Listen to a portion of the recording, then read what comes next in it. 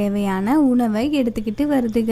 அதுல அந்த ராமு காக்கா, சோமு ரொம்ப களைப்பா இருக்கு, அதனால நம்ம இந்த மரத்து கீழே இருந்து கொஞ்ச நேரம் ஓய்வு எடுத்துட்டு போகலாம் அப்படின்னு அந்த ராமு காகம் சோமு காகத்துக்கிட்ட சொல்லுது. அதுக்கு அந்த சோமு, ஆமா ராமு, எனக்கும் ரொம்ப களைப்பா இருக்கு, நம்ம இங்கேயே கொஞ்ச நேரம் ஓய்வு எடுக்கலாம் அப்படின்னு சொல்லிட்டு அந்த ரெண்டு காக்காவும் ஓய்வு எடுத்துக்கிட்டு இருக்குங்க. அப்போ அந்த ஆலமரம் திடீர்னு பேச ஆரம்பிக்குது.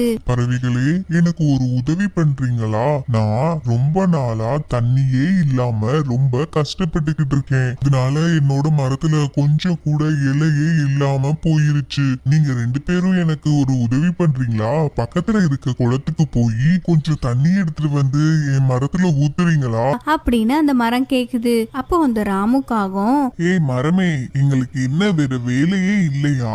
உனக்கு தண்ணி ஊத்துறதுதான் எங்களுக்கு வேலையா? எங்களுக்கே பசிக்குது, நாங்க எங்க வீட்டுக்கு போய்